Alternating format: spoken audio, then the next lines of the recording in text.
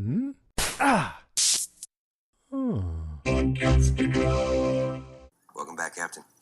Have you located Valdak's position? Not yet, but our sensors are scanning every star system between here and Valatrons. So your answer is no.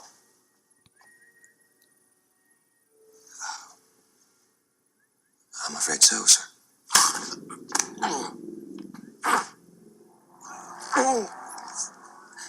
You are pathetic, Walt. What are you? What's that? Pathetic!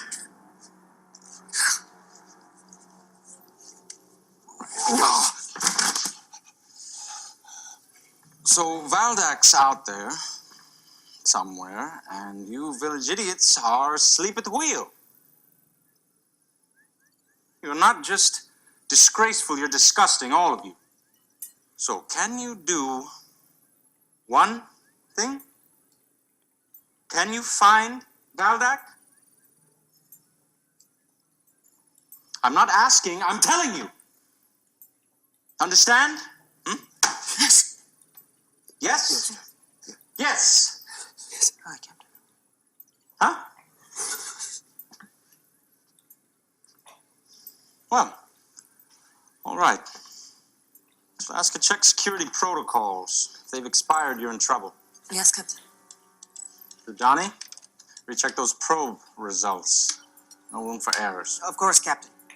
Helmsman Packer, Captain. vanilla latte, skim milk. At once.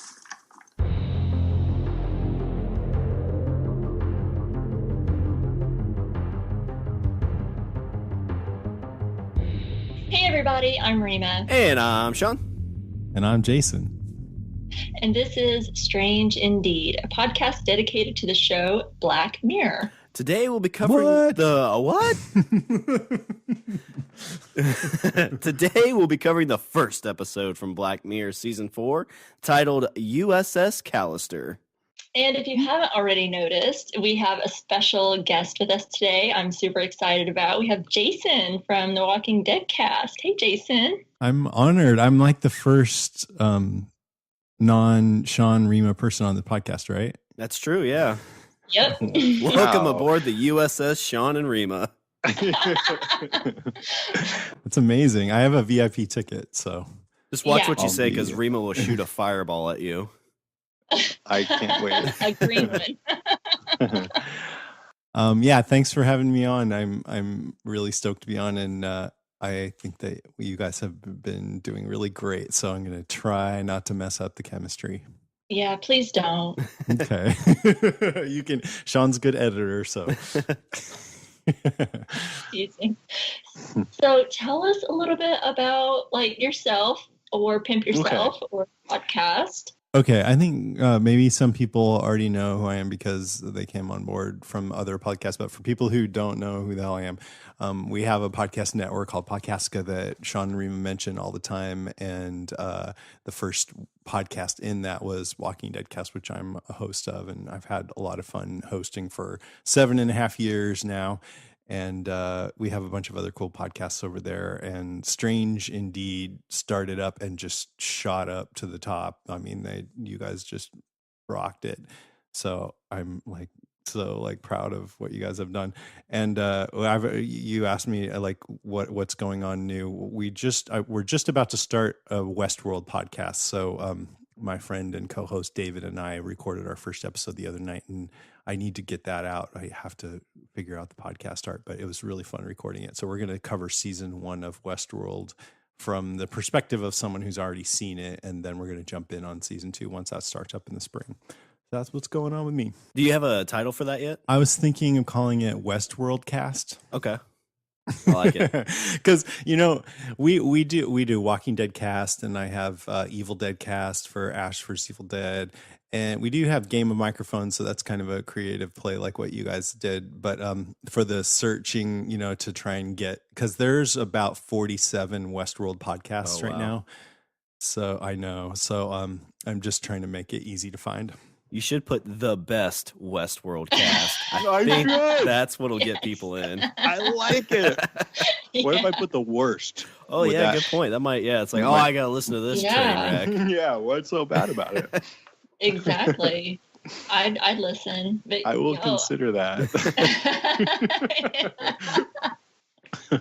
I like it. I'm super excited for. I love Westworld, so I'm super Yeah. excited to listen to that one. And I need a podcast for it because that's such a layered, dense show. So Yeah. I'm looking forward to it. And me and David, after we were done recording, he's like, "Was that too intellectual?" And I'm like, "Well, I think people really want us to dive into all that, the depths of what it's all about." Yeah. And I also want to say, I mean, I'm totally jealous of you guys because if I had any more bandwidth to do another podcast, Black Mirror is what I would do. It's one of my favorite shows that's on right now. I love it so much. Well, that's why we're so excited to have you with us today. Cool. Awesome. Well, thank you, Jason, for joining us. I'm super excited to start talking about it. Are we ready to jump into our top 3 for this episode? I'm ready. Yeah. Awesome. All right, Jason, why don't you kick us off? Okay, I thought this episode was awesome, and like I said, I love Black Mirror, and I think some episodes are a little better than others, but I'm glad they started off season 4 with a really fun, good. I mean, worked on all different levels and lots to talk about. So my number 3 is twists and shifts, because this episode makes you think something's going on and then it shifts on you a few times. And also the characters tend to shift around. You think you know somebody and then you see a new side of them. And what I really like is that it's not like, what? That's not how that person is supposed to be. It's more like, oh yeah, I recognize that people have different sides of them that come out in different situations, and we get to really see the extremes of that. But they still seem like real, believable people, which I loved. So Robert Daly, he's the main guy. The first thing you see on the screen is Robert Daly, played by Jesse Plemons, coming out as this captain of the starship. And where do you guys think of him when you see Jesse Plemons? What other character do you first pop into your head?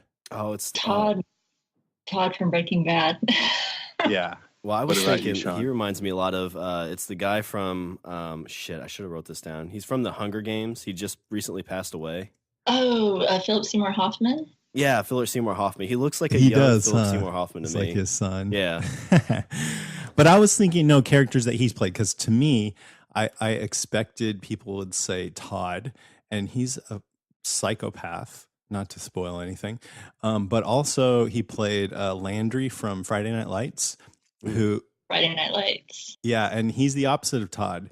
He's really just the best, nicest, coolest guy ever. And so I'm like, okay, is he going to be more like a Todd or like a Landry? And then as the episode went along, I was like, oh, he's awkward and he's lovable and he's, just trying to play out his fantasies. He's a Landry. And then all of a sudden, oh, nope, he's a Todd. He's a fucking psycho. So that was pretty cool, the way they made you think he was a starship captain and then twisted it to being the socially awkward guy who should be respected but isn't. And then you feel sorry for him, and you see that sweet scene with him and Nanette and think, that his boss is a bastard for stealing her away. And then all of a sudden, when he comes back to the ship, he's being a jerk and ordering everybody around. And then it gets like incredibly dark to the point where he's mutating them and throwing the guy's son out the airlock. So it's just all over the map with that guy. Well, even before that point, you see the very first scene with him being like the starship, and you're like, okay, he's filling out this fantasy. But then when he comes back after that interaction with his boss, he's doing exactly what his boss did to him to an extent. And you feel like, okay, he's just, he's getting out his frustrations, revenge. Mhm. And then, and at this point, you just think these are like computer, like AI, like not even AI, just computer NPCs. And as he does this whole thing, he puts his feet on his boss in this world, and he says exit game, like he's like almost upset with himself that he took it that far. Because we haven't been exposed to the whole like thing with Tommy, the kid, yet. So you think like, Yeah. oh, okay, so like this thing he built for fun to, kind of be his escape, he let the real world get into it. But then you find out with another twist towards the end that no, he's a real dick at, altogether in this game. And what's even worse is Right. these people don't have like they're actual people in this game. It's functioning AI that feels and it, has this pain and emotion, and he completely exploits it. I mean, when you think about it to the fullest extent, it's still potentially, at least debatably, a gray area because it's like Westworld, actually. I've played. Have you ever played Grand Theft Auto? Oh, I play it all the time. Oh, Yeah. yeah. Love it. Yeah. And of course, I feel a little uncomfortable about it, but I've definitely run over crowds of people just for fun. Punch people in the face and steal their car. I've driven Yeah. down some sketchy roads and honked my horns at some ladies that come into the car. and so you think, I've killed thousands of people in video games, and this is I guess you could say, well, no, that doesn't equate here because the technology is so advanced that it's obvious that these people have feelings and emotions, and so they should be treated differently. And I could definitely say, yeah, I guess that's a totally valid argument, but still it's worth at least thinking about, like, he's in his fantasy world, maybe he's actually exercising his demons in a way that will prevent him from being this way in the real world, which could be seen as a good thing, Right. He's not, going postal on anyone and, taking it out on like going into the office and doing something like in real life. He's taking it out, his aggression out in this VR world. And, and I kind of had the same conflict. I'm like, well, he's kind of doing it in, I guess, what you consider a safe space, but like you pointed out, the characters in the game, they're like self-aware and intelligent, and it's like it's not like really a safe place, and it doesn't like I said, it's just really gray. I think if it was in a court, I would come down on the side of he's a dick. Yeah.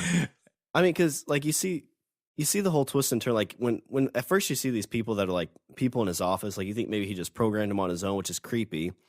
But then he has to like get their DNA, which is a step like towards the serial killer side of it. Yeah, but I think that's the creepiest thing he did in the real world. Yeah, I mean, he stares at people. That's kind of creepy, but otherwise he's just kind of lovably socially awkward. But getting the DNA is definitely creepy. But I mean, like you're talking about Grand Theft Auto. So like, if you knew that like whenever you turn that game off, all those NPCs like are self-aware characters. I mean, would you change how you play? I mean, it's I don't know if I would, because like, well, I mean, they're kind of self-aware, but it's just a video game. Like, it's just on my PlayStation. They're not real things. It's just super smart AI. You're a psycho, Shawn. Psycho. Well, I got to get all the money in the game.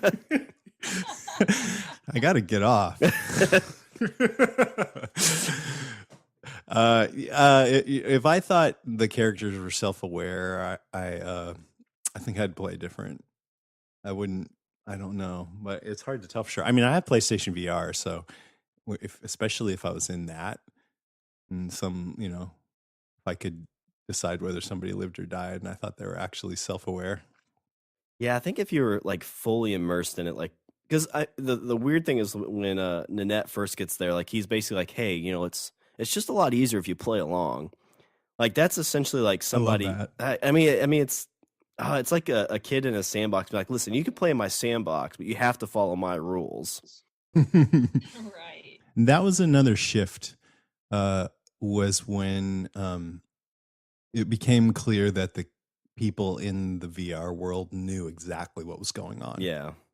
Because at first you just think that they don't know, and then as soon as he pauses the game and they all kind of relax, or they tell her what's up, they know everything. I guess Todd has bragged about how he got their DNA or something, and that was an interesting twist. Mm-hmm. And then let's see, I just got so the character wise, Nanette, she's the main woman. I like how we get to see two different sides of her, because she comes in just kind of at a new job, so you're kind of quiet when you come to a new job, and she's very reverential towards Robert, fawning, and fangirling, as she calls it.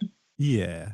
And then later, I mean, almost immediately when she wakes up in the VR world and she's in this emergency situation, she shifts into her, probably I would say more her real self. She's rebellious and just like, I'm not going to fucking accept this, sarcastic and mocking him, and becomes very powerful. And I thought it was awesome that she basically became captain. So Essentially, yeah, kind went of from this, yeah, one extreme to the other. And then Jimmy Simpson is Walker. Is that his name? No. Walton. Walton. You think he's the bad guy, but he's a player, but he turned out to be a really, self-sacrificing, honorable guy. So I thought that was a cool shift. So just I liked how this episode kept you on your toes by changing what you thought you knew the whole time. And partway through, I was actually wondering if the ship world was going to turn out to be the real world somehow. Mm. Oh. Like everybody's bored in this like futuristic world that they have to play Office. Yeah, something like that. Yeah. All right, time to download the new Office Politics. I mean, have you ever played The Sims? I guess that's true. One time I was playing The Sims and I'm just telling my little guy to play a video game on his computer and he's playing The Sims on his computer. And then it made me want to kind of look over my shoulder. That's not right. So that's my number good. 3. Good number 3. Well, why don't we just keep up with the boys' night here, and Shawn, why don't you go ahead with your number 3? All right, mine kind of ties into a little bit of what we talked about, but I've titled it, Where Does Humanity End and Gaming Begin? So like you were mentioning, Jason, like when you play Grand Theft Auto, like you're running, I do the same thing. Like I'm running over people, I'm shooting people, I'm doing all kinds of crazy things. But to me, that's a video game. Like I don't know if these people are self-aware. They're not human beings. Like, I guess the question is like, what does it mean to be human? We talk about things like Westworld, where there's these android type characters, and they start becoming self-aware and start having dreams, and like almost like they have humanity. And you just have to wonder, I mean, the weird thing too, I thought about this. So in this world, and on the USS Callister, Robert Daly, before he even brought all of these other people on, he steals a sucker from a kid in real life, brings him on the game, and makes his boss in the game watch the kid get sucked out of the airlock. Now, you look at games like Grand Theft Auto, there's no kids in that game. You look at things like Fallout 4. I think there was like a kid sanctuary where the game was built where you can't kill kids, but this is a place where like he was able to do that stuff. Mm-hmm. And you say things like today, but like how many people in Fallout 4 went to that place with all those kids that had their own little like rebellion area? Like, I will see if I can shoot a kid, and then you can't. And so it's like they had to build that in because a lot of people's first instincts was like, hey, look, all these kids, which is creepy in its own. But I mean, that's what games are for. Like people do stupid stuff. I mean, when I was a kid and video games first came out, I had Pong when I was 6 years old, and then Pac-Man and Donkey Kong and everything. I think about what if I could just take somebody from that era, say a teenager or a 20-year-old, and just bring them forward into our time. Look what video games are now, and it's fucking ripping people's heads off. Oh, yeah. Literally, chainsawing Resident Evil and all this. They'd be like, whoa, our society has gotten really dark. But don't get me wrong, I love these games. I mean, it's just interesting how we've sort of gotten desensitized to how real and violent they become. Well, that's the thing, is they get so real, like more and more real. And like in this world, like it's essentially is real life. Like you put something on your noggin and it, shoots stuff into your brain, and like you're there, you're in these worlds. And I mean, even love like the interaction at the very end when, there's a guy who's in real life and these characters are still like in this, actual Infinity game. And, he's like, are we going to fucking trade or what? There's like no humanity there at all. Like he's still like, oh, this is just another, character in this game that if they don't give me goods or whatever, they don't get out here in 10 seconds, I'm going to blow their shit up. I mean, that reminds me of when do you ever play Diablo? I've played like Diablo 2 way back in the day. So, that's mostly, you play as a single player through this campaign, but then it's like medieval and devil things, and you go around killing demons. And I wanted to play online because you could play with other people, and I'm like, I got to try this out. I'm kind of nervous, like I don't really know what I'm doing. What if I mess up? So anyway, I'm like, okay, here I go. I go online. I see another person there. He's like, hey dude, chatting, typing. You want to go in the dungeon and get some treasure? And I'm like, sure. And we go in the dungeon, and I'm dead immediately. And he's like, haha, and he steals all my stuff because he had some hack or something. Jeez.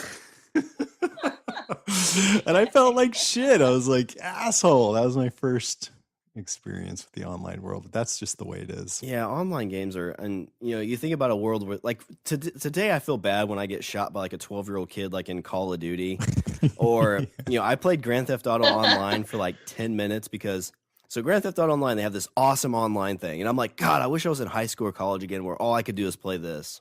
It's like The Sims, but with Grand Theft Auto. And I get in the game, I'm like, oh, try that. I know where the gun shop is, so I'm running to the gun shop. I go in, I buy some guns, I walk out. Right as I get to the sidewalk, bang! Somebody comes up and shoots me. One shot dead. And it's like a 15, 16-year-old kid who that's all he does all day is play games, camping out, waiting for people like me. Twitch reflex. Yeah. But I mean, like, how bad would it feel like if you're in the actual game, like physically feel like you're in this game, and some dude comes up and blows up your ship? Yeah, that's why I don't. Resident Evil 7 is one of the scariest real games I've ever played, and there's a VR version, and I'm like, I don't think I can handle it. Yeah, it's too much. I'm gonna have a heart attack. But would you guys do this game in this episode? Like, Rima, would you try it out? Yeah, I mean, I would totally love to be fully immersed in a VR game like that. Now, I'm not saying I would do like he would and completely vent all of my frustrations on either my life or my work life the way that he does, but I think it would be really cool to experience something like that. It reminds me of like the holodeck on Star Trek, and that's always fascinated me. So yeah, I would totally do that. So you wouldn't have like a room full of naked Brad Pitts or anything? Well, they'd have no penises, so. No, they'd have no penis. I don't think every world has to be that pure. Nope. I kind of like what Nanette did. I would just want to be the boss. I want to be the captain. Yeah, I wouldn't be able to resist. I would definitely want to try it out. Oh, yeah, it'd be pretty sweet. I think if we ever get, like, you think VR now, like, I feel like whenever I play video games for a long time, sometimes like when I'm driving, I'm like, oh shit, I got to remember I'm not in a video game. Like I'm in real life. Not that I feel like I need especially after you play Grand Theft Auto for a while, you just want to ride up on the curb and smash into a pole or something. Damn it, these people are taking too long. It's not quite that I do bad. that anyway. I don't need Grand Theft Auto. I do that anyway. Just like road rage all the time. That's how I used to drive to work all the time when I still had a commute. Smashing into people. Get out of my way. I got 5 minutes to get to work. I wish you could do that. We need like an all bumper car town. Oh, there we go. Yeah. And I'd win. All the people just walk around those big bubble balls that they could bounce off each other. Yeah, and then just be angry and not hurt anybody. Right, just bounce them off the road. Get out of my way. But yeah, that was just my number 3. Awesome. Is kind of like, where does humanity end and the gaming begin? I like it. That's a good number 3. You guys are doing so good. I'm going to suck at this really bad on this show. Okay, so I'll jump into my number 3. And mine was kind of covered. You guys covered it quite a lot already. So I'll just kind of hit some of my points. And it was mainly about daily. It just really interested me. Like, I don't need it, but it always interests me, like what led up to the position that he was in, as far as like not having the respect of the people that report to him. I mean, he's like one of the co-founders of this company, and he's someone that should be respected in his workplace, whether you like him or not. I mean, I get that he's a total douche, and his staff have like figured that out, but it just makes me wonder, is it just because he's like a milquetoast and he just like is a doormat and lets people run over him? I mean, because even the girl up front, the girl that's she's Elena, like, I think. Okay, The yeah. receptionist, So yeah. the receptionist who lets people in and out of the door. Like she just is so completely dismissive of him. Like you don't even know whenever he comes off of that elevator and he goes up there and he's like his like little scan thing, his little fob doesn't work and he's having to ask her to get him through and she's kind of like, Yeah. really, you know, I'm on my phone. Can you not like bother me?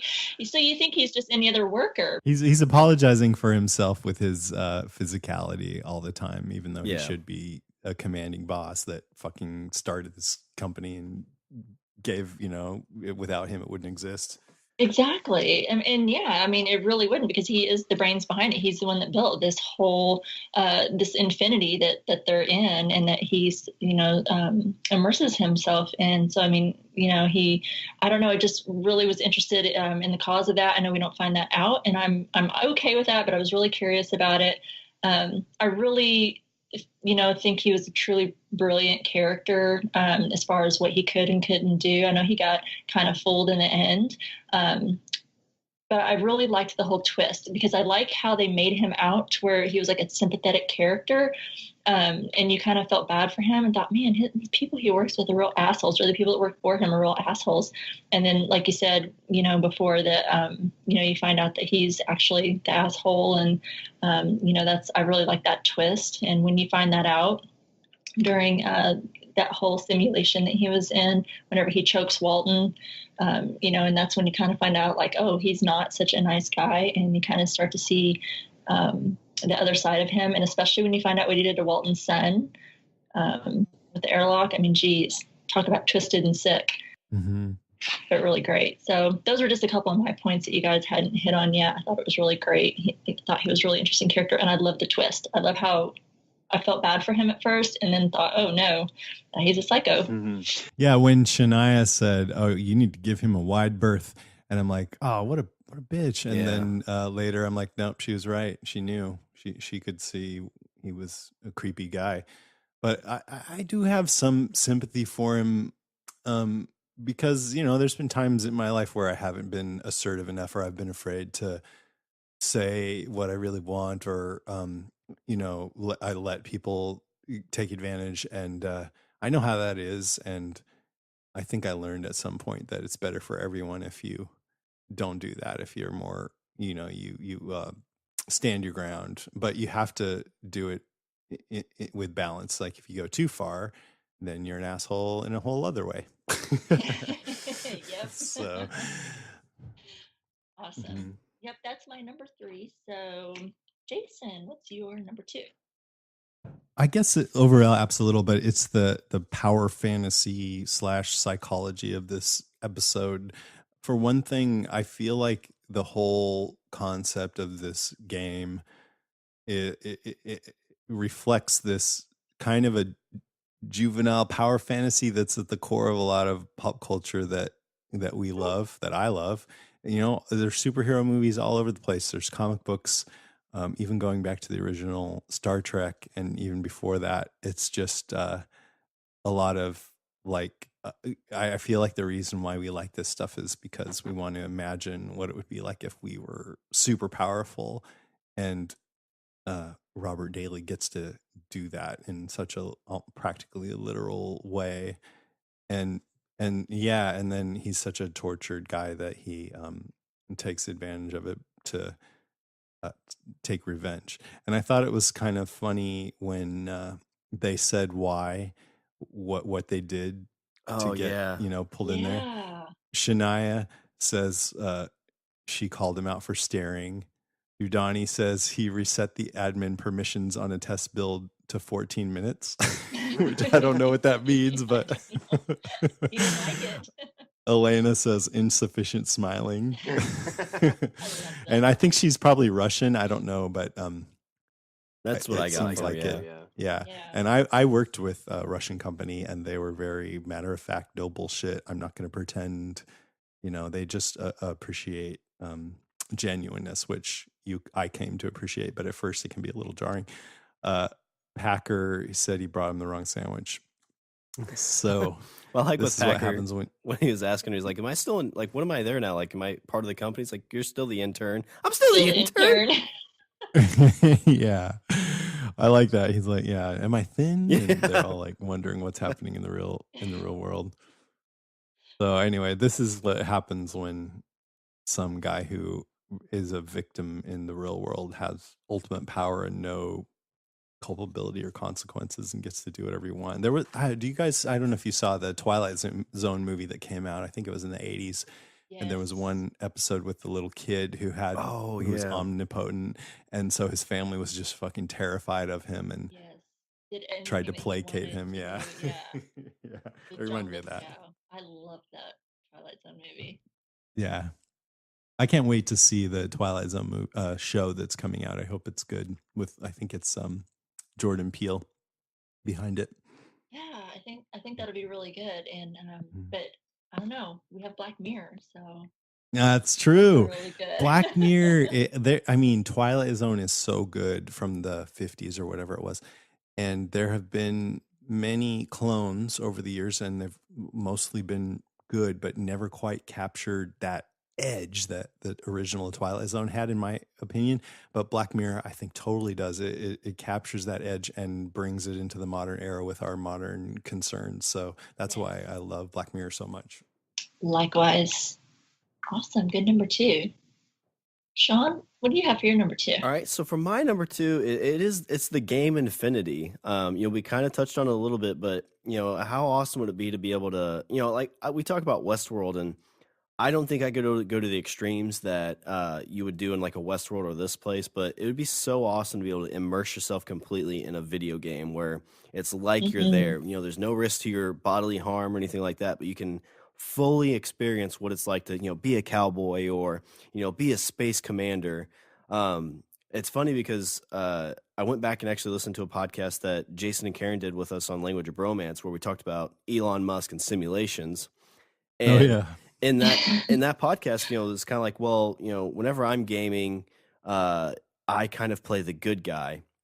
And I feel like games like Grand Theft Auto, you're playing a character, you're playing a bad guy. So that's why it's like, I'm not running over these people.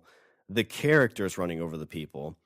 But in a thing like this, in Infinity, where you are the character, like you're the person, it's you, it's a vision of yourself in this game. I think you would see your more moral compass come through. Like I'd want to be a good commander. I'd want to be a good guy that's helping people. I'm sure there's people who'd want to be a bad guy. Like Westworld, I'd want to be the guy, who's helping the sheriff find the bad guys and doing all the good things. I wouldn't want to go, pillage and do all the bad things. But I think it still just goes back to this idea that there could be this world where you stick something to your brain or to your head, you lean back, and it's almost like Total Recall type of thing where they're injecting these memories in your brain where it physically feels like you're there and you got to experience these things firsthand.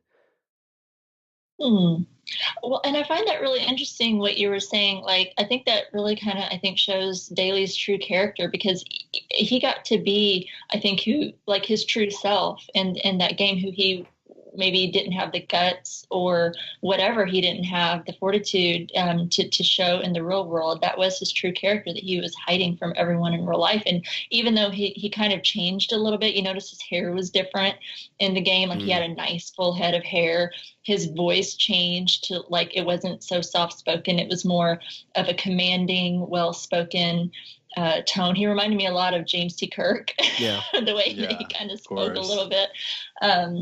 So I thought his face was more expressive too. I mean, Jesse Plemons did such a good job of playing a socially awkward guy in the real world, where his face was a little bit stiff and like he was afraid to really. He was kind of inward.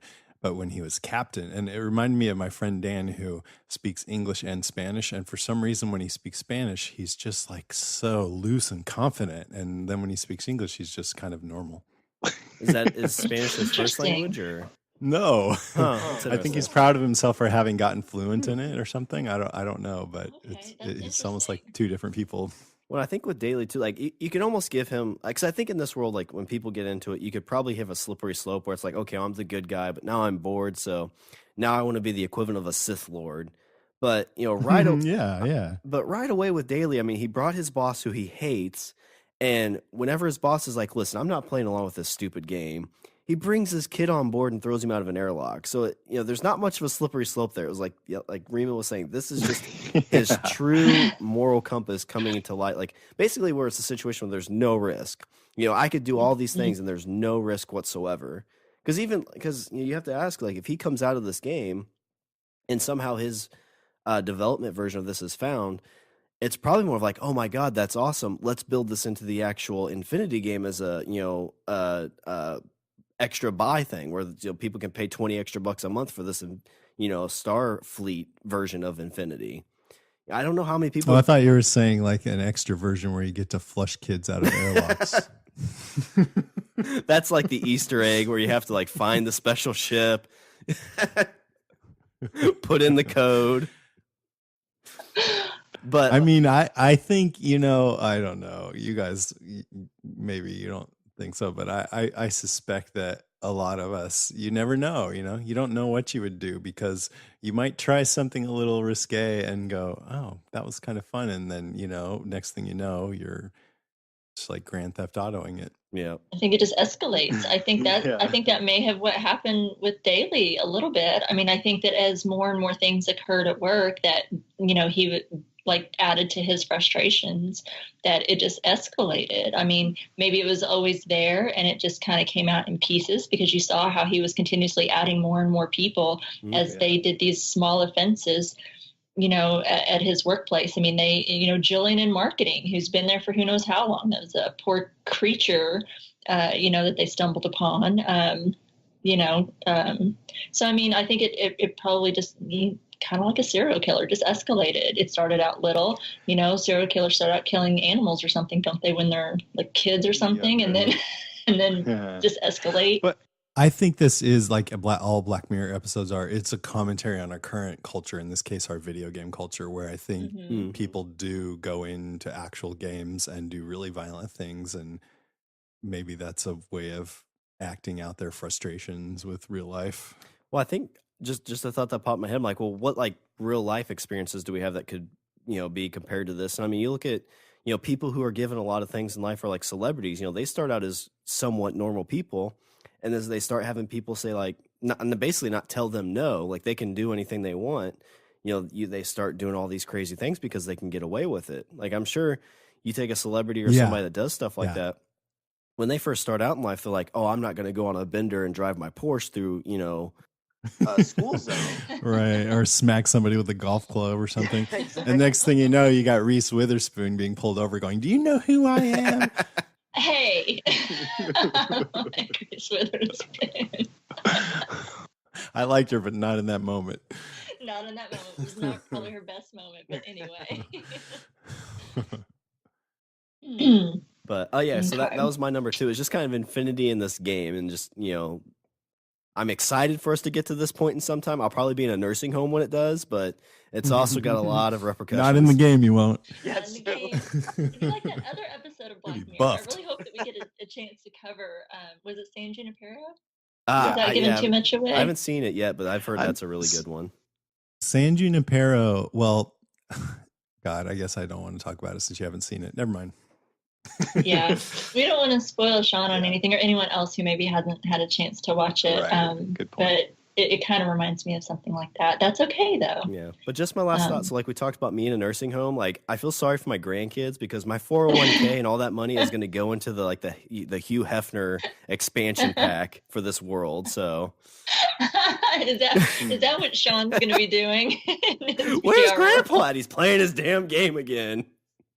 It's all, this is almost like the early stages of the Matrix where Yeah, it's just a bunch of bodies hooked up into, their brains are creating this virtual reality. Like that's where this would lead, because after a while you wouldn't want to do anything but sit there and veg out and be in the reality. like you think about Ready Player One, Oasis, like that's essentially what this is. Yes. Because in that world, it's basically that's the world where people go and they work and do things like that. And it's a scary world to think like I can sit in my couch and be like a Jason Momoa-esque character, but really be like 600 pounds.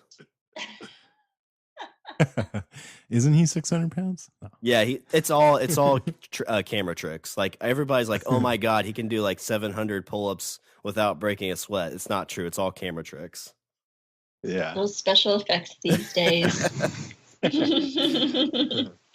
All right. Good number 2, guys. You guys are doing great. Making me look good. So my number 2 is just in general, it's kind of generic, not just for this episode, but just Black Mirror and in of itself, and my love of this particular topic that I'm going to mention. It's kind of short, but it's just the technology. And it's what I always love about Black Mirror is like, it's how the technology, it's like, it seems like really advanced, but yet not quite far off to where we are now. I mean, we have VR, and I think that is expanding more and more, and we're going to, have more and more opportunities to be more immersive into things like we saw in this episode with Infinity, where you are just going to be able to, have a little thing on your forehead or something on the side of your head and immerse yourself into this fantasy world, whatever that you make of it. And didn't they have not long ago, I meant to look this up prior to us talking about it, but didn't they have something out in the news that kind of basically had one of the Black Mirror episodes kind of happening that's right now as far as technology? I can't remember what that was. I don't know if you guys saw the article on that. Well, I know It wasn't. What, one of the new ones? It was like either from like one of the episodes from like season 2 or 3. Like it's like happening now. They're developing it now, or it's like become a thing now. Well, I know Black Mirror had a really creepy promotional video where like it was cutting between episodes and like real life things. Like there was something about a robot who like was like an active robot, and then like VR was in there. They showed Waldo a bunch and stuff like that. So it was like a really creepy, like, oh hey, look, we made this show, and now reality is kind of like starting to catch up. Yeah, it's kind of scary, but I love, because I'm a total tech geek, so I love seeing like all the various ways that tech is used, not just in this episode, because I really want to try VR. I really wish I knew someone that had one that would let me use it or borrow it or something, because I'm dying to try it out. But I love how they use tech in the whole series as a whole, and how it kind of touches on, it's like kind of cool but kind of scary, like we see it in how it's used like in this episode. And I thought it was, I love it because I'm so fascinated with it. So I don't know. I mean, I'm only charging $20 for 5 minutes, so if you're ever in San Francisco. Okay. Just kidding. Yeah. No. You have to play Resident Evil. Come to That's California. I'll keep that in mind. I don't know. I find it interesting. What do you guys think about the technology? Yeah, like I noticed that, he walked up to his door and it said, "Hey, Robert," on the screen, and he walks in, and as he's going through the rooms, the lights come on, and I'm like, yeah, I mean, I think some people probably have their houses rigged up like that right now, but it still feels a little bit futuristic for it to be the norm. So I like that. Yeah, they just said it like, 10 years off or something like that. At least that a lot of the tech in it. I mean, that I don't know if I believe the main thing will ever happen where you can put a little dot on your forehead and go into another world. But the rest of it just feels like, just a little bit off into the future. Well, the thing from this episode I love to have is like the thing you can like tell people to do not disturb you on your door, and like it actually works. Because that was the other dickish thing he did, not giving the pizza guy a tip. Yes. In the real world, I mean. Always tip the pizza guy. Yeah, come on, dude. It's your friend. Yeah, they have to pay their own gas, and I'm sure I guess like in this world, it's probably their own like battery charge. He's like, I didn't order this, but thanks. Yeah, it's super cool how it's like it's to me believable enough to think that we're probably not far off from some of it. I mean, I don't think we're anywhere near being able to stick like a lollipop with someone's DNA and being able to create like a complete copy of someone, and for them to be self-aware and experience the things that they experienced or anything. I don't believe anything like that would happen. At least I kind of hope not. I really don't think I want that to happen. As cool as it was in this show to kind of see, and sad. But that was my number 2, just kind of a short and sweet little homage to the technology in this episode and every episode of Black Mirror. I find it fascinating. So anyway, okay, Jason, what do you have for your number 1? My number one is that I just thought it was cool how they made it feel like Star Trek. And I kind of wondered if they, if Charlie Brooker, who is, by the way, the man behind all of this Black Mirror English guy, would have used Star Trek if he could, get the license for it. I bet he would have not done this space. What was it? Space Fleet. Space Fleet, yeah. But especially the look of it, of course, and the outfits and everything, and even the acting style and the cheesy, overdramatic, and the cameras shaking and stuff.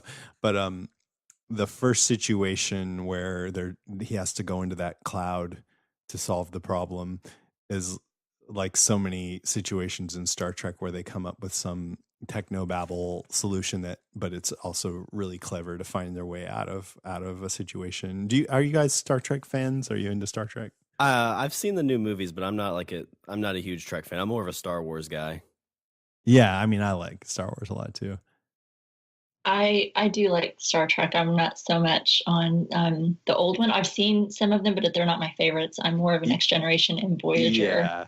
I mean, even in Next Generation and Voyager, they had stuff like that. But as far as like situations that would come up and they had to do some basically bullshit technological thing to to get out of it. But then I really liked how Nanette at the end figuring out her plan of blackmailing herself to get rid of the DNA and then go into this update black hole thing.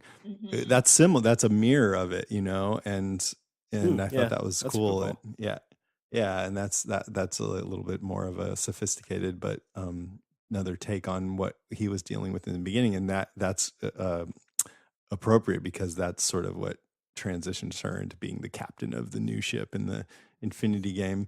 But on that, just as far as that whole plan went, the images of her, when they were saying, oh, she's got some images that she doesn't want anyone to see, that just got me thinking of another Black Mirror episode where there were some really like bad news images and being blackmailed. And so then when I saw that it was just like a boudoir photo shoot, I'm like, really? That's not so bad. I mean, that's all we saw. We didn't see the ones. Yeah. 'Cause when they cut away, like, I'm sure there was some pretty. Yeah. But it was, I mean, I still just got the impression that it was her doing sexy nudes. Yeah. And I guess if you're, I mean, I'm not saying I don't get it. I get it. You don't want those getting out. But I was just thinking it's Black Mirror and it's so dark that maybe it would be something really bad. And it was just, that would be embarrassing for her family and friends to see that. So I do get it. Like, that's why she had to leave her last job, because she actually choked her boss. Yeah. But I wondered, like, would either of you, if you had those kind of sexy photos that you were blackmailed, would you go into your new boss's house and steal something from his mini fridge? I mean, I'm always putting my pictures online anyway. Like, I'm just getting them all out there just to avoid that situation. Speedos and yeah, because if your boss comes up to you, is like, "Hey, Shawn, I saw you in a furry outfit on the internet." I'm like, "Well, what were you doing looking up furry outfits?" That's why they kicked you off Facebook. I was wondering about that. I know, jeez. But I love that this plan ended up working out way better than expected. Like their plan was to kill themselves and make sure that this guy couldn't easily do this again, although he could have just gotten more DNA samples with their plan. But it ended up where they got to live out their lives in this expansive, infinite universe, and he was probably dead, so wouldn't do it again. But yeah, that's the thing with Black Mirror. Like, I've only seen season 1 and 2. It's usually dark. Yeah, like darker. This is one of the first ones where it kind of feels like it ended on a high note. I mean, the person that, and I don't know if he died or if he's like just kind of stuck in an infinite loop daily. Well, he's going to die if nobody finds him. Yeah, surely they'd find him at some point. That's the thing. Like, I feel like there'd have to be some kind of like, you never want to play the infinity game. It's like, well, 1 out of every 1,000 people somehow die when they get stuck in infinite loops in infinity. But it's still okay. I mean, that it's also a little crazy, and that they would make a game where you could potentially get stuck in it, and if nobody came, you would die. Yeah, that's dark. Yeah, like wake up after. Look at the guy who built it, though. So that's true. He's kind of And that's his own personal mod too, so he may have taken the safeguards off. Yeah, that's true because he was in his own. He wasn't like connected with like the main part of it, like actually online or whatever. So maybe he did have those fail safes off because he was playing God. He was asshole God, they called him. So it was a bubble universe ruled by an asshole god. Right. So maybe he did have all that turned off or something, but I think because I mean, they weren't going back to work. It was Christmas and they had 10 days off and he turned on his do not disturb sign. Right. Oh, good call. Okay. Yeah. He's dead. But I read, is this in the news? If it is, just edit this out, but that the director, Toby Haynes of this episode wanted to do a spin-off series. Is that in the news? Not in this episode. Okay. Maybe. I don't know. Shit. I don't remember what's in there. Okay. Well, if it is, you can take it out. But that he said he wanted to do a spin-off series, and I'm like, I don't know. Like, does it deserve a whole series? It might be cool to revisit it in Black Mirror, which they also said that Charlie Brooker might do. Yeah, I could see and I would totally watch that. Was it going to be like following Lieutenant Cole in the I guess the USS Callister in the Infinity Game, or he said there's this brilliant idea that he is still alive and his attempted murder gets pinned on someone whose fingerprints do they find in the apartment. There's so much you could do. Fingers crossed, you never know. That'd be interesting for like a three episode or like one more episode kind of thing. Mm-hmm.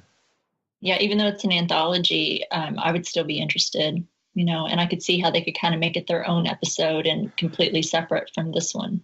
They might. I mean, they've talked about revisiting, and I don't know. I've only seen this episode of season 4, but of revisiting some of the other episodes, like the last episode of season 3, which is one of my favorites. I guess you haven't seen it yet, Shawn, but Not the yet. one with the bees. They've talked about revisiting those characters, which I think would be awesome. Yep, I've heard of that, and I've heard I haven't seen any spoilers, but I've heard that there's a lot of Easter eggs, I guess, throughout season 4 for from things from the rest of the series. Like it's all one universe kind of thing.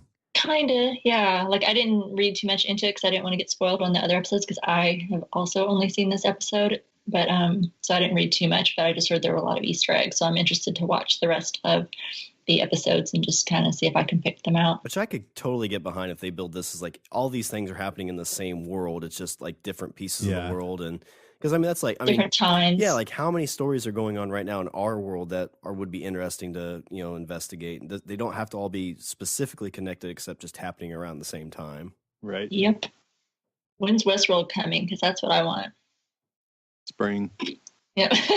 Do you mean the actual Westworld? So you can be I want a real Westworld. Oh, I see. You could visit as the cowboy place for a bit, and then you can go to the samurai world. And I mean, I want zombie world. Oh, that'd be so awesome. I want to go in Roman times. That's what I want without the plague and indoor. And I want indoor plumbing. I want to kill all the zombies and then take over the mall and get whatever I want. So, like, what's like of Walking Dead characters? Who would you be in the zombie apocalypse world? Rick. Mm-hmm. What about you? I mean, if you're gonna be Rick, I guess I gotta be Negan.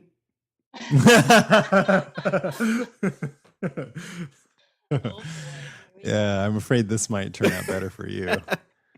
Well, I mean, it just depends on your contract situation. Yeah, exactly. Oh gosh. Well, if only. Cool. Do you have anything else to say about your number 1? Nope. Okay, Shawn, what do you have for your number 1? All right, so for my number 1, I loved whenever the characters were on pause, because it very much felt like the rich kid that brings all of his friends over, and it's like, you have to play the game I want to play. And then when I leave the room, everybody's like, fuck. Oh, and then like when they're first seeing it's Valdek on that planet, and Roberts, he's the only one that's got a working gun, and they're paused, and Annette's kind of like, what the fuck is going on here? But then like when he comes back, he's like, unpause game, and she like does a karate move, and she even like double checks herself. She's like, what the hell am I doing? It's like being in a play kind of thing. It's like you start kind of getting into it a little bit, you start having fun with it. I love that Their body language all just shifts, and yeah, it's so great. Yeah. When you see Walton, like it's almost like he's being sarcastic at points, like he's like overacting just to be like, okay, well this is my life now, so I'm gonna go to get the most out of it. Yeah, I'm gonna be Walton till 11. Yeah, and I just and the fact that after they paused it, the girl from marketing that's like this big slug thing, like Walton goes over and talks to her, and she's like putting her hands on her tentacles and resting, and you see Val nodding her head a little. Yeah, and you see Valdek with his laser gun. He puts it down. It's like this shit's heavy. I just kind of love that whole like you see this world inside of a world kind of thing. So not a ton to add to it except just that it was just kind of cool to see their interaction when the game was on pause. Yeah, I like that. That was a good decision to have them still be aware in the world when he wasn't in it. Yeah, I mean, I thought it might be smart of him if he could figure out a way to pause that so they wouldn't be able to scheme against him, but then it wouldn't have been as great of an episode because you get to see what they say about him when he's not there. Well, I wonder if he even knew that, because I mean, if his machine's still running and he pauses game, like you think other games you play, if you pause it, I mean, I guess not really pausing it, but if you go to sleep, he knows, he built so. it. Yeah, I guess so. He knows the nature, I would assume, of that there are, I don't know, maybe. One, he knows that they're self-aware because when they don't do as he says, he turns them into those like weird creatures, or he has to punish them. Yeah, or like with Walton, he goes and gets DNA of his son and punishes him that way. So he knows that they're self-aware, and I think he kind of enjoys that part of it. I think he gets off on it more with having them under his thumb when they're self-aware, and he's making them do what he wants them to do versus just having like built these characters to be built to always placate him or to go along with him. I think he gets a kick out of it. Yeah, like if he had the choice to make a game where they weren't self-aware but they just acted as if they were, but they acted like the crew. Mm-hmm. He might not like that as much. Mm-hmm. I think he enjoys having them. That's really interesting. Yeah, because he wants to break them. Yeah, he wants them under his control because he's so he has no control in his real life, and that's how he's able to get the control in this game. And I think that's how he gets his kicks, is making sure that they are self-aware, and then he can manipulate them and twist them into playing his way. To, like Shawn said, it's his sandbox, it's his game. You're going to do it my way. I think he feels broken in his own life, and that's his own fault, though. He needs to get some therapy and be assertive. He just went the other way. This is his therapy. So, yeah, he is a psycho. That was some twisted stuff, and even that scene with and I'm so horrible with names, but yeah, that the bad guy that they were like chasing throughout in the simulation, the guy with the long hair and the gun and stuff. He's like even begging at the end, like, please just let me go, kill me. He's like a cross between Wrath of Khan and like Dakin or something. Yeah, pretty good. I didn't think of that. Yeah. So yeah, you can just really see how far he goes and the enjoyment that he gets out of it. He enjoys them being in the state that they're in. Yeah. But it was interesting too. There's almost this boyish innocence to him when she tried to lure him out into the lake, and he's like, what are you doing? This is not leisure activity and all this. It's like, I want to play my fantasy here, and you're messing with my mind. So that was a little bit of a different shade of his personality. Like, I feel like it's immature. He's very immature. Yeah, he's got that like nerd, computer nerd kind of thing going on where, I can relate. You're stuck behind a computer all the day and whatnot. So yeah. Absolutely. Awesome. Anything else on your number one, Shawn? Nope. That's pretty much it. Awesome.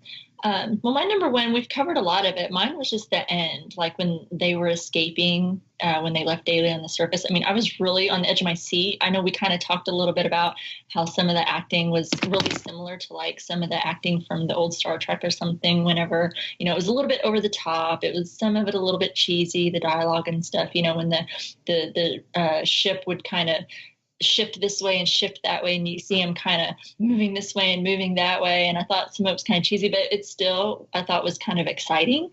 And I was kind of on the edge of my seat, like, oh my gosh, are they going to make it? Are they going to make it? You know, as they're like chasing down to try and get in that wormhole before it closes. And so I thought that the action was really great. Yeah. That's one reason why this was such a good episode, because I think if you were like just a Star Trek fan, you would enjoy it on that level of a Star Trek episode. And I am. I mean, I like Star Trek, but also on more of a like societal commentary or darkness. I like dark shit. So it worked on the different levels. Yeah. Totally agree. Yeah. So I love that whole sequence. I liked whenever he's chasing them in the ship, and you can hear him over the intercom, and he's just going on, and they're just completely ignoring him. And then finally she's like, do we have to listen to him? And turn it off. Because I'm like, why didn't you turn that off like 5 minutes ago? That would have driven me nuts. She's awesome. She's like, you know what? I don't like Star Trek, and this is all bullshit. And when they're like, she's like, Packer, we're ready to fly. And he goes, you're supposed to say something like engage or increase thrusters. And she's like, just fucking go. You know, or later she's like, stick us into hyperdrive and let's fuck off somewhere. She's like the wife who doesn't like Star Trek and like, this is so stupid. Which is interesting. Don't call me captain. What's interesting because like her character, when she first meets Daly in the real world, she seemed very interested in it, but like it seemed like that was like, I wouldn't say sucking up the boss, but maybe trying to break the ice with the boss. But as she gets to this world as herself, like she doesn't even remember it's Starfleet. Like she has no clue about this world. Mm-hmm. Yeah, she hadn't watched it. She was, kind of in awe over his collection, but she didn't know anything about it. Yeah. Mm-hmm. So I think she kind of knew, like people who don't watch Star Trek still know what Star Trek kind of is and kind of know what it's about. So that was kind of like that Starfleet was kind of like in this, was she hadn't watched it, but everyone pretty much knows what it is because it was so popular in pop culture and stuff, or, it was a big fan favorite. So I thought that all that was really great. I was actually genuinely on the edge of my seat because I thought it had some really great action sequences. I really liked Walton's speech when he was distracting Daly, and as he's chasing them, he's trying to fix that engine. I thought as he was trying to kind of buy him some time, but he was also able to kind of get what he wanted to really say and what he wasn't able to say ever since he had done what he'd done to his son Tommy, that he's been complacent and just playing it his way and playing his game, and that he was finally able to say, what he wanted to tell him. And, he actually admitted, he's like, I should have treated you better, and I realized, he kind of took responsibility for that. But yeah, he also said, fuck you to death. Yeah. You fucking flushed my son out of an airlock. That was a great scene. Yeah. And then he pushed the lever and killed himself in an act of valor. Yeah, I thought that was great. And I love Jimmy Simpson. He's in Westworld. I know that y'all that have seen that know that, but I thought he was really great in this episode. He had a lot of great lines, and his moves and his body language and stuff was really great. So I just thought that whole sequence, like in the last 10, 15 minutes or so, however long that lasted, was really great. And I loved Nanette's smirk at the end, whenever she did tell them, like, let's just get the fuck out of here. That little smirk as she just kind of propped her, her head up on her hand. And I thought, yeah, boss bitch. I like it. She was great. She was really good in this whole episode. Yeah. And then, of course, we had Daly, who was stuck he was like in a true video game stupor. And I think he's gonna die. So anyway, that's my number one. Yeah, and I missed it until my second viewing because at the end of this, when they get through the wormhole, you see the two characters come back, which was I don't remember the names. Is it Shanna? Packer, or no? It was the engineering guy, right? Well, yeah, it's Validek, Shania, and then Shania. Those two came back because Validek they put on the brig. But when I first saw it, I thought that was Walton, but you don't see Walton come back. He's dead, yeah. So he must have got shot out into space, and when that world, deleted, he got deleted with it. Which is good. I mean, it's sad, but I like that there are stakes, real stakes. Yeah, no, I agree. Yeah. Yeah. Well, and he seemed kind of tortured anyway. I mean, they all seemed kind of tortured, but he kept living with what happened, at least in that virtual world, with what happened to his son. And it seemed like that was just really affected him I think it was. If that happened to my son, I would fucking kill the guy. Oh yeah. Well, and like he had that, you know? that realization's like, my hope is that I can get out of here and see my son again. Like I know it's not me, I know it's not my son, but I still hold on to that hope that I can get out here and see my kid. And that just shows like that's a real, like, I mean, that's where you ask, like, that's a real human being at that point, you know, with real emotions. Oh, you know what they could do actually in a series is they could try to get people to clone people that they want to see and bring them into the game world. That could be part of it. Yeah, like they find his DNA thing. It's like you could bring, oh yeah, that'd be creepy. Bring your relatives in. Bring relatives, or it's like, no, I want to bring my boss in because he's a jerk today. Because you can't get out. You're a digital thing. Mm-hmm. Yeah, you're an NPC with Yeah. Unless another thing they could do later on is create like androids and then stick your consciousness inside it, like upload it into there or something. Then you could be in the real world. And then you can live forever. All right. Yeah, I'm good with that. Okay. Okay. Did you guys, let's go over some notes if you guys are done with that piece. Jason, do you have any notes? Yeah, I had a few. We covered a lot of it, but the actors, Nanette Cole is played by Kristen Milioti, and she was really good. And she was Betsy Salverson in Fargo season 2. That's another one of my favorite shows right now is Fargo. Jesse Plemons was in season 2, right? He was in season 2 with her, yeah. And another show that Jesse Plemons was in was Breaking Bad, and there was somebody else in this episode who was also in Breaking Bad. Do you know who that is? I do. I knew it right away. I didn't even. You did? I didn't know. Karen told me. No, I knew it. Not his first, because if you notice, like the very first thing that which I remember his dialogue word for word, but the very first thing that he says, and they're like, what the hell? I did not recognize him. But as he continued to speak, I knew exactly who it was. And I was like, yes. So who is it? It was Aaron Paul, who is Jesse Pinkman. Yeah. And he was the gamer douchebag at the end who says, you better run. King of Space right here. King of Space. Yeah, yo, bitch. I know, totally. I know. A couple other notes. The good lines. I already mentioned a couple by Nanette, like, just fucking go and stuff like that. But probably the best line in the whole episode was stealing my pussy is a red fucking line. Yeah.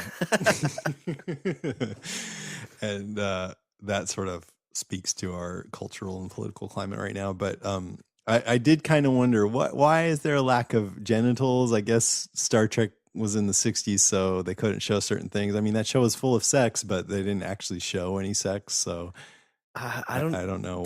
Do you think it was, I mean, that's where you have to ask like his moralness, because like he always kissed, but never with tongue, and he didn't have any of these genitals in there. So I think it's part of the immaturity thing, Yeah.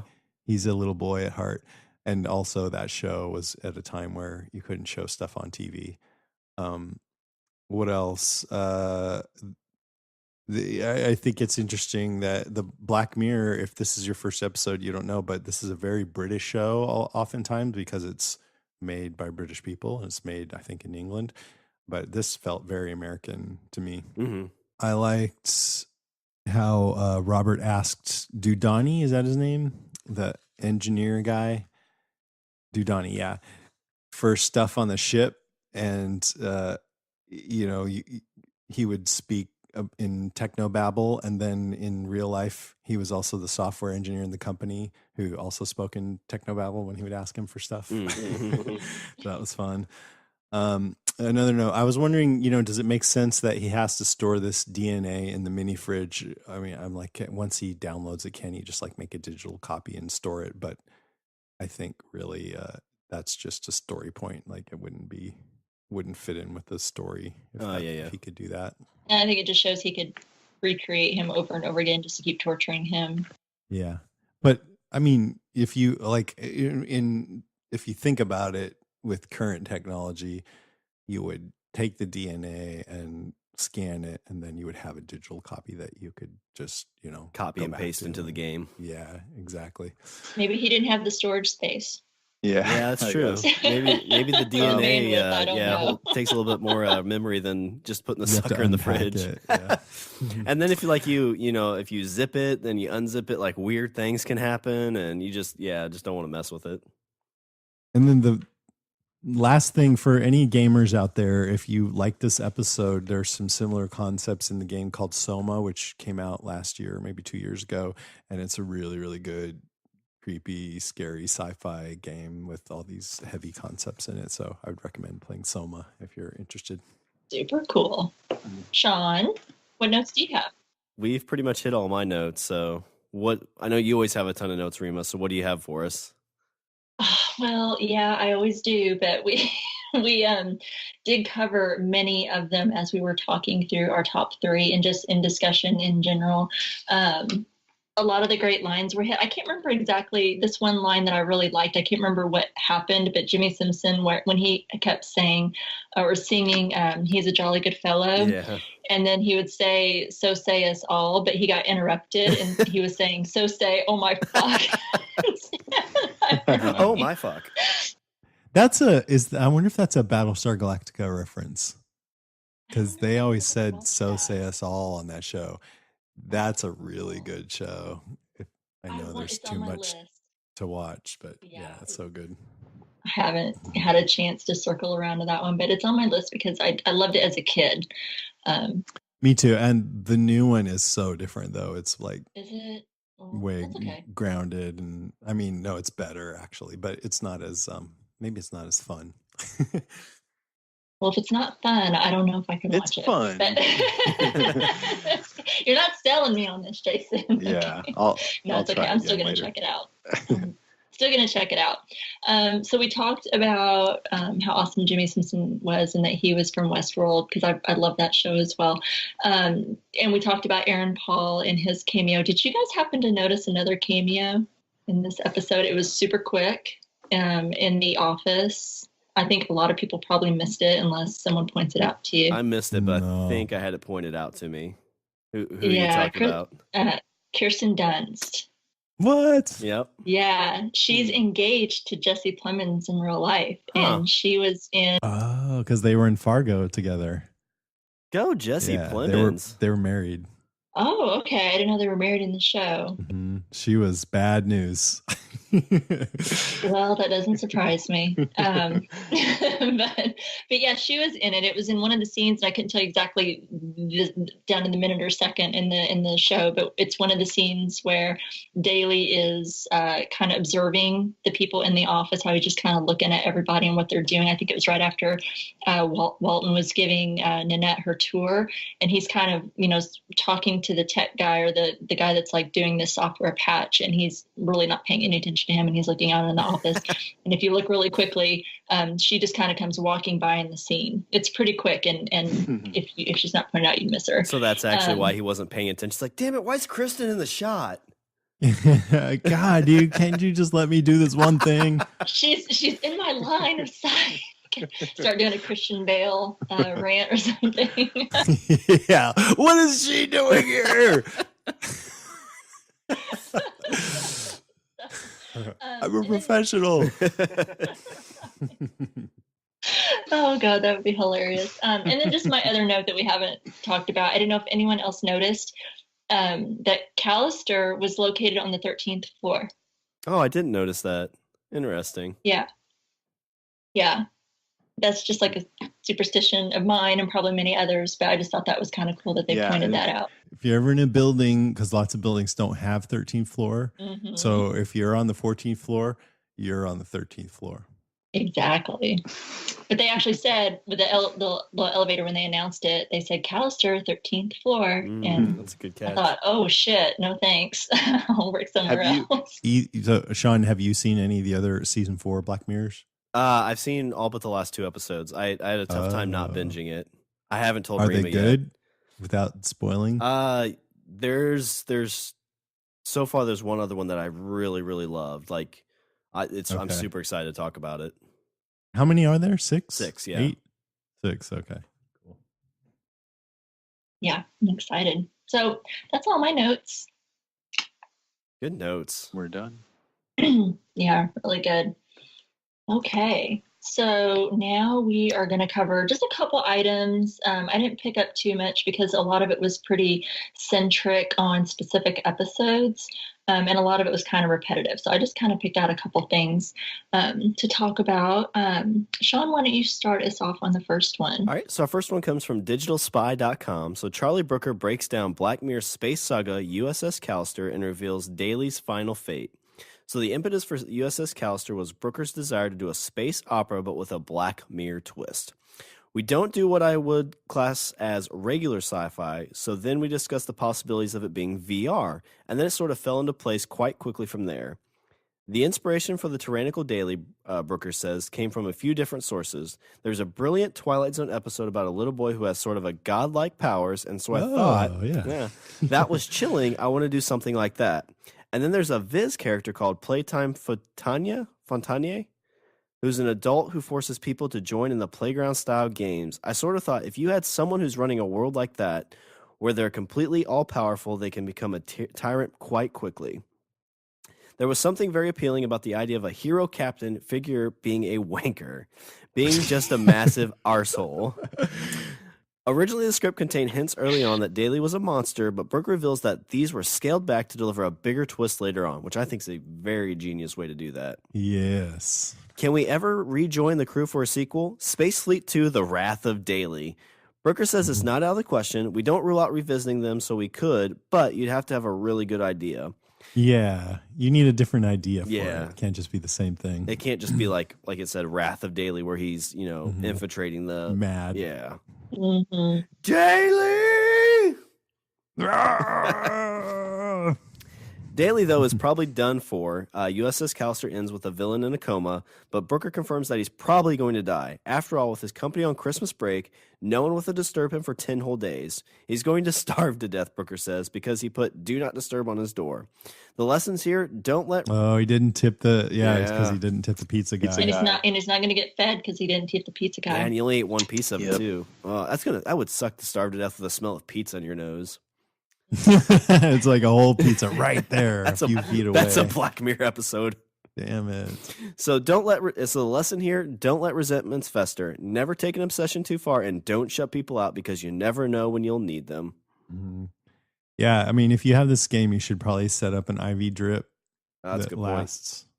For a long time. To be giving you all of the nutrients and stuff.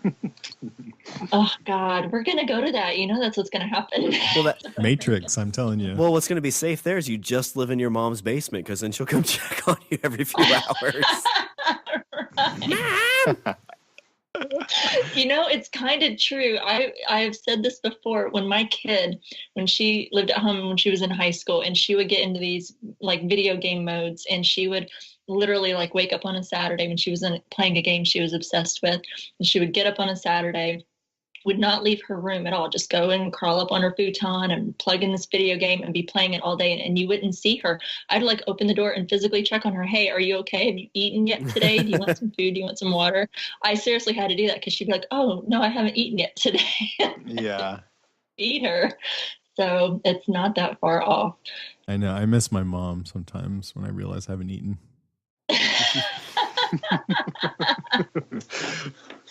You need a fail safe. You need everybody's got the little Alexa or Google Home or something. Can't you set up a timer or something and be like, hey, go off and Alexa, feed me. Yeah, send for pizza. Get the guy.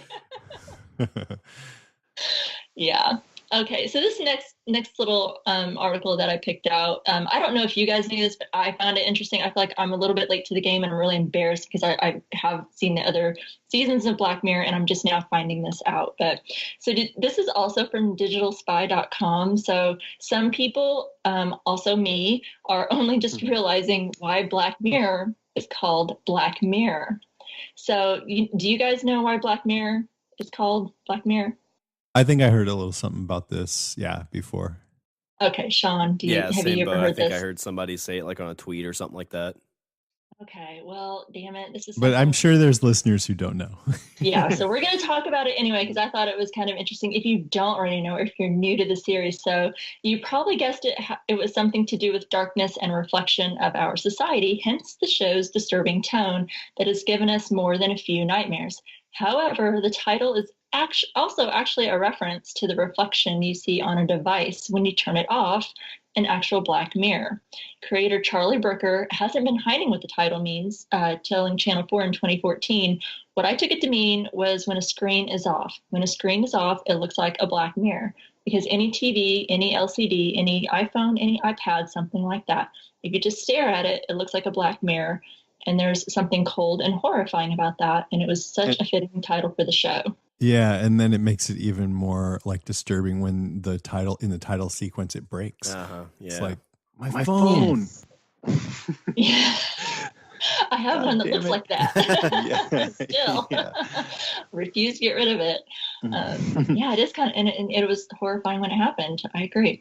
So he joked, I mean, I don't know what else we would have called it. Spooky technology time? It would have been rubbish. I quite like the fact that people are watching it on their TV or on their laptop or their smartphone or whatever, and then as the end credits start running and the screen cuts to black, they see themselves reflected. It's you. It's you. Mm-hmm. Yeah, I love Charlie that. Brooker. Yeah, he did all these Black Mirrors and also Dead Set, which Karen and I covered on Walking Dead Cast, but it was like Big Brother mixed with zombie apocalypse. Oh, that was a movie, right? It was a mini series. Okay, I think I might have seen a little bit of that. Yeah, it's really good. Yeah, cool. So that's it for the news. We're going to move on to listener feedback. I was excited to see some listener feedback on this kind of short notice that I gave everyone that we were doing this and recording when we were. So thanks everyone for that. Jason, why don't you start us off? Okay. Mr. Mark Kirkman says, I thought that the USS Callister was awesome. So many social topics within one episode. My synopsis would be a socially bullied and outcasted programmer used his programming ability to wreak revenge. That's not the whole story. You have to watch the whole episode to see everything. Yeah, that's how I was thinking that too. Bullies, like, like I think a lot of bullies just get bullied at home by their father. And then they go to school and take it out on the other kids. Yeah. It was like that. See, Pake Allen. So great opening episode for Black Mirror. Maybe the funniest they've done. Great jokes. For he's a jolly good fellow. So say, oh my fuck. You start the episode liking and sympathizing with Robert Daly, and by the end you are glad he's dead and recognize the monster he is. Love how Black Mirror can do that. And I should say all that, but you threw my son out the airlock, so fuck you to death. Made the episode for me. Hell yeah, Jimmy Simpson. Yeah, that was great. Steve Brown says, great ep. It took a bit for me to get into it, though. Jimmy Simpson was great. Loved Cole's smile right at the end. It's too bad, as an anthology series, we may never see them again. I'd love an episode where we see how they are faring in cyberspace. Stay tuned. Do you think it's interesting that Jimmy Simpson is in this and Westworld? Like, they're very, like, relatable shows. Yeah. And they both have character shifts, too. Yeah, that's true. Which I don't want to say too much about, but yeah.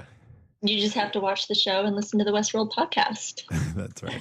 Or just listen to the podcast if you want. We'll explain it. Brian Malash says, as someone who does a Star Trek Discovery podcast, I was eagerly awaiting the USS Callister episode, and I was pleased to find out that it was episode 1 this season. It was a much different take of a Trekkian story than I thought it would be, but I guess it was in line with what Black Mirror would do with it. What exactly did Nanette do to deserve being put into daily simulation? Yeah, that's a good question. He had like stuff for everybody else. Maybe she just like was too open to Walton's flirting. Well, and she kind of gave him the cold shoulder too after Shania said something about like keep your distance. Yeah. Well, and he heard like kind of rebuffing him, and she's like, well, you're not interested in him right. Are you? And she's like, oh no, and he probably thought that she was, and in a way was spurned. Yeah. think. And you kind of wonder, what if everybody hadn't warned her away and they did strike up something? Maybe that would have cured him. I don't know. Probably not. Probably would have just been an a-hole I think boyfriend. he's just a psycho. Yeah, She would have done something eventually to end up there. maybe. All right. He goes on. I guess Daly is your typical internet troll with superpowers. I had an issue with the premise. How can a DNA copy also completely copy a person's memories? Daly didn't exactly emulate all the traits of a good Space Fleet captain. He was more like a mirror universe Terran Empire captain. I got that reference, Brian. So did Daly die or get effectively stuck in his game and in a coma at the end? I got a kick. Yes, he's dead. I got a kick out of the Netflix reference, no doubt a nudge to how Netflix has Star Trek Discovery everywhere but the US and Canada. What was the Netflix? Yeah, they mentioned Netflix at some point. I forgot. And the rest of the Star Trek shows. One more thing. I noticed right away that the boss was played by Jimmy Simpson, who plays William on Westworld. Yes. Luis Guerrero says that was an awesome episode. Great way to start the new season. I agree. Yeah, totally. Yeah, it was good. Totally. I actually wasn't, like, I'm not a huge Star Trek fan, so when I saw this was the first episode, I was kind of like, oh, okay, like, what's this going to be? But I mean, after the first bit of that, I was completely sold and like on the edge of my seat the whole episode.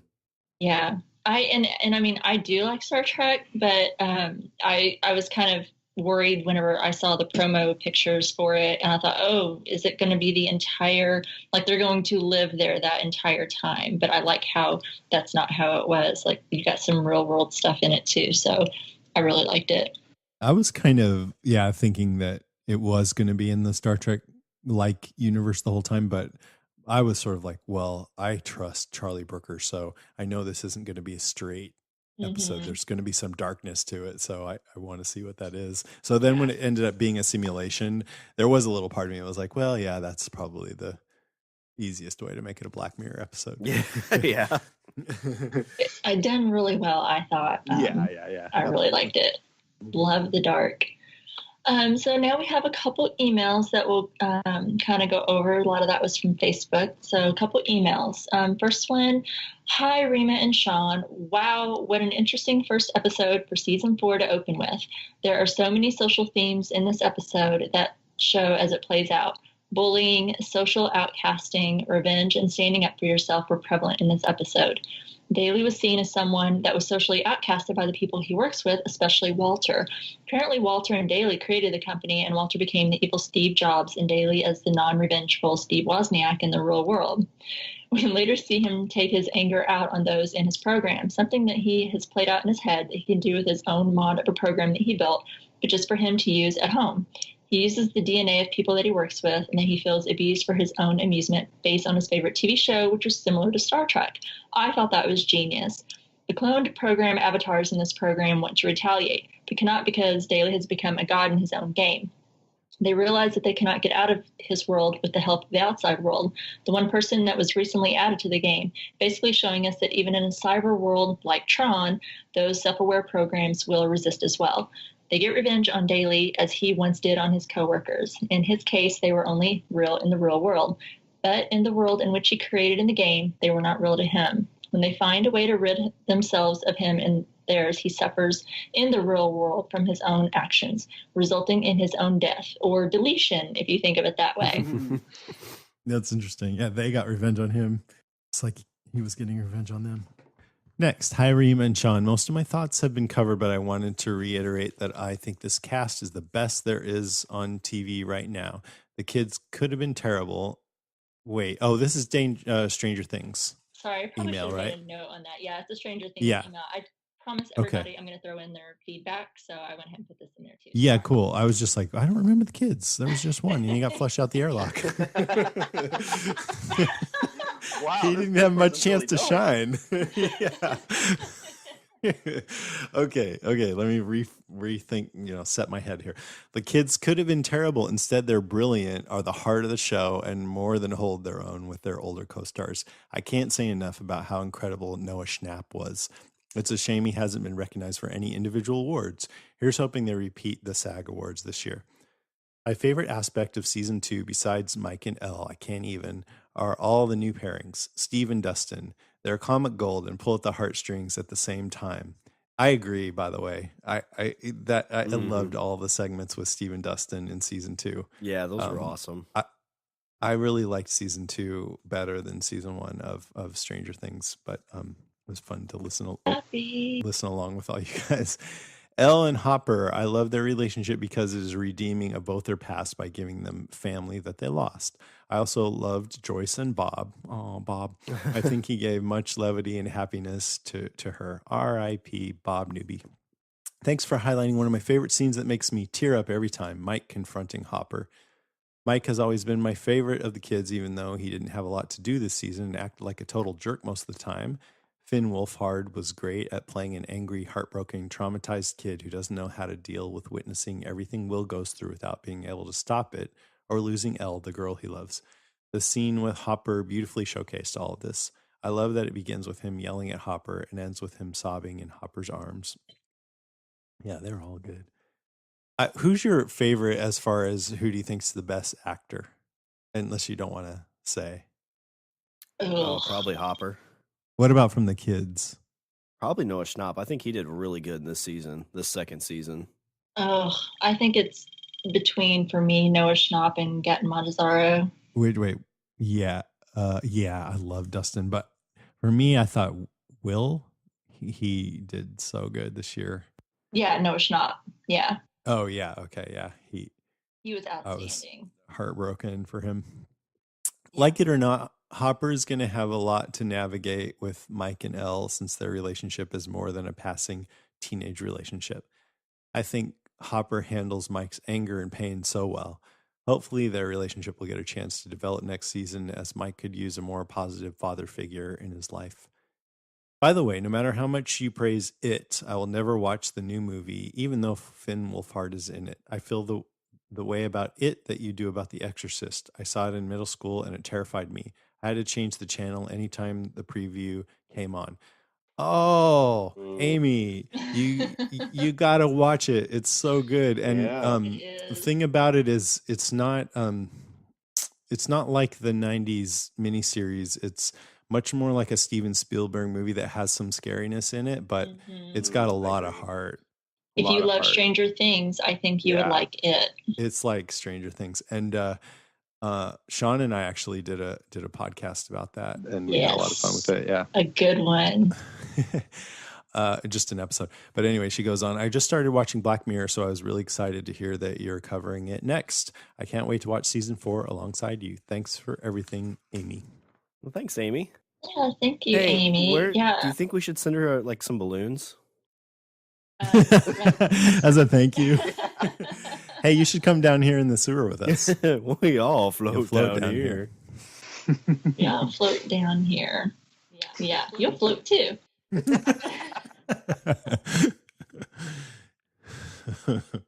Oh, I love the feedback that we get from everyone. Everyone always has such great things to say, and I read them and I go, oh God, I didn't think of it like that. So I love everything that you guys say. So thank you so much for taking the time and giving us some feedback and giving us some interesting new perspective on our shows. Yeah, thanks everybody. All right, so next week we'll be covering the second episode from season 4 of Black Mirror, titled Archangel. Ooh. Dun, dun, dun. That one's the one that's not spoiler or description, but was the one directed by Jodie Foster, right? It was, yeah. Yeah, I'm interested. I think that's going to be a good one because I love her.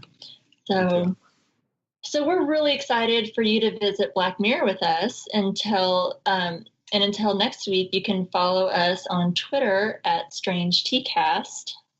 You can like these guys on Facebook at facebook.com/strangertcast. You can email us at strangerthingscastpod@gmail.com. And you can also find us on the TV Time app. You can find Strange Indeed and a bunch of other great podcasts like that new Westworld podcast. Eventually. Stay tuned. We'll announce it as well because I cannot wait. You're going to hear me talk all about it. So you can find that at podcastica.com. So go out and leave a review for Strange Indeed on the Apple Podcast. Make sure to check out Shawn on his other awesome podcast, The Language of Bromance, comes out every Sunday. That's a really good show. I was actually a guest on it. Rima, have you ever been a guest on there? Well, I was just getting ready to mention that. I don't think I've been asked Not yet. yet. And I'm Oh, that's we're too gonna have to make bad. some plans and get that going. I know we're going to have to think of something fun to do. I can't wait to do that. So yeah, I'm anxiously awaiting my invitation. I'm at the snowball dancing all alone. Jason's coming over. Is like, you know what? Of all the podcasters at Podcastica, you're my favorite. Have you ever had a girl on The Language of Bromance? We had Karen. She's the only one that's been on there. Oh, that's right. Yeah, one of my best friends. I'd be happy to be in her good company as another female on Language of Bromance. We'll get it going. We'll get something going there. Well, it's out there now. You can't go back. We'll see if all this makes it into the episode. Yeah, I'm writing down minute marks right now to edit out. Let's see. Well, before we close it out, Jason always has to have us do this before we say goodbye. So, are you ready, Rima? For he's a jolly good fellow. For he's a jolly good fellow. Keep going. He's a jolly good fellow. Oh my fuck. Oh my fuck. All right. Well, that's our episode 18, USS Callister. Until next time, I'm Rima. And I'm Shawn. And I'm Jason. And Luis Guerrero is strange indeed. Don't break your phone.